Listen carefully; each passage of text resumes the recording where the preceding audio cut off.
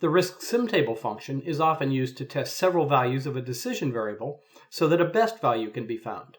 The at-risk RISKOptimizer tool can be used to take this a step further. It allows you to maximize or minimize a selected summary measure of any at-risk output cell by varying selected adjustable cells, where adjustable cells refer to values that can be varied to optimize the summary measure. For example, you can maximize mean profit, minimize the standard deviation of profit, maximize the 5th percentile of profit, or even maximize the probability of making profit greater than $500,000. This video introduces you to RISKOptimizer. It is a very powerful tool, and an entire chapter of a book, or even an entire book, could be devoted to it. To learn more, you can view the other RISKOptimizer videos in the guided tour series, and you can examine the many RISKOptimizer example files that accompany at-risk. First, if you are used to earlier versions of at-risk, you should realize that RISKOptimizer is now totally integrated into at-risk 6.0. You don't need to load it separately. It is in the Tools group of the at-risk ribbon. Note that the RISKOptimizer button is actually a drop-down. It provides the list of options you see here. To use RISKOptimizer, you must first set up an optimization model. This has been done for the airline revenue management model you see here, which is one of the at-risk example files. An airline sells discount and full fare tickets on a particular flight. The model assumes that all passengers will purchase discount tickets if they are available, but if they aren't, some passengers will be willing to divert to full fare tickets. The airline must choose limits on the number of discount and full fare tickets it will sell.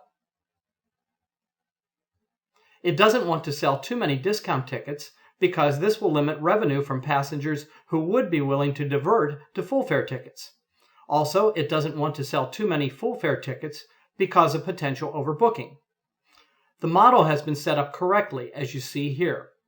There are uncertain quantities in the cells with green font: the total demand for tickets, the number willing to divert to full fare tickets, and the number of ticket holders who show up for the flight.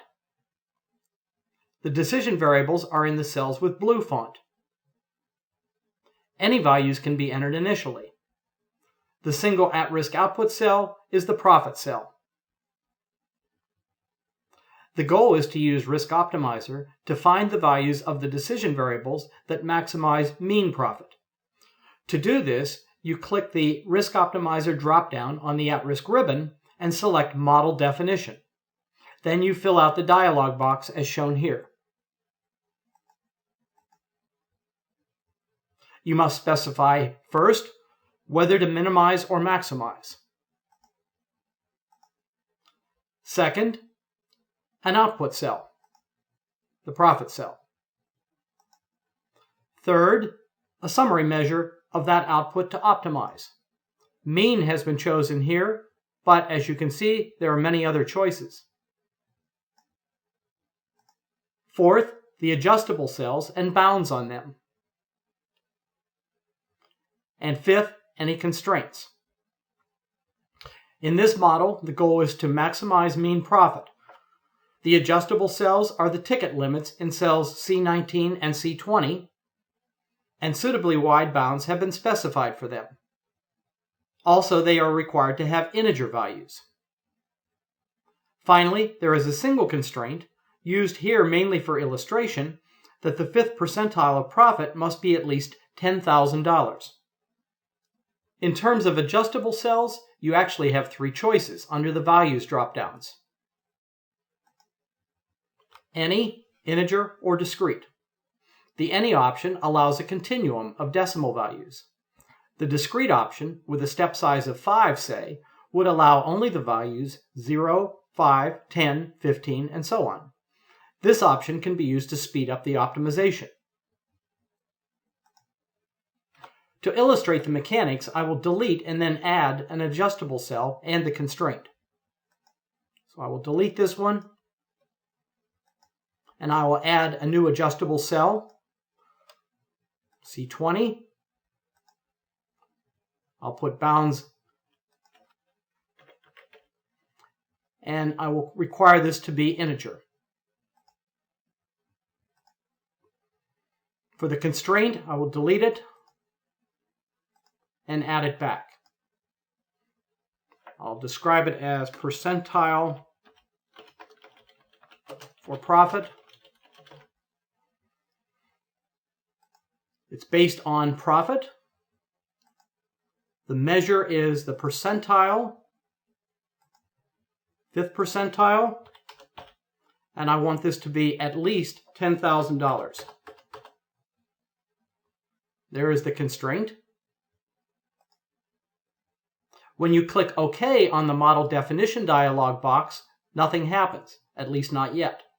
This model definition dialog box just stores the settings.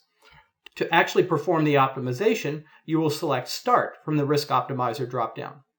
First, however, you can select Settings from the RISKOptimizer dropdown. This opens the dialog box you see here. You can experiment with these settings, especially the runtime settings, but the default settings usually work fine. More details about the RISKOptimizer's settings are discussed in a companion video in the guided tour series.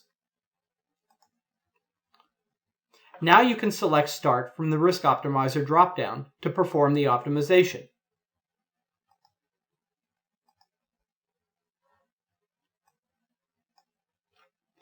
RISKOptimizer can take some time to converge to an optimal solution. This is because it systematically checks many values of the adjustable cells, and for each it runs a simulation with the number of iterations you specify. As it runs, you see the progress in the blue text box and also in the progress dialog box. In particular, its bottom two boxes show the original mean profit and the best mean profit so far, so you can monitor these for progress. And if you click the magnifying glass, you can see progress in a more graphical form. Okay, it just quit. When the optimization stops, you see this dialog box with self-explanatory options. You will usually just click OK. For this airline model, the optimal solution is to limit the number of discount tickets to 109 and the number of full fare tickets to 53. The corresponding mean profit is $20,160. However, you shouldn't take these values too literally. First, they depend on the particular random numbers generated during the optimization. Another run might produce slightly different results, just as in any at-risk simulation. Second, the objective in many RISKOptimizer models, including this one, is fairly flat in the neighborhood of the optimal solution. Therefore, other solutions could have similar values of mean profit. If for any reason you would like to restore the original values of the adjustable cells, you can select Reset from the RISKOptimizer dropdown.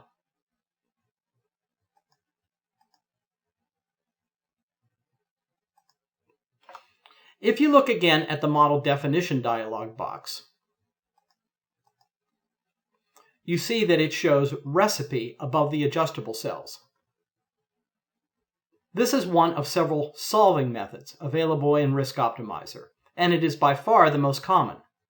The recipe method treats each variable as an ingredient in a recipe, and it tries to find the best mix by changing each variable's value independently. However, there are other solving methods, each designed for a particular type of optimization model, and examples of them, drawn from the at-risk example files, are discussed in a companion video in the guided tour series.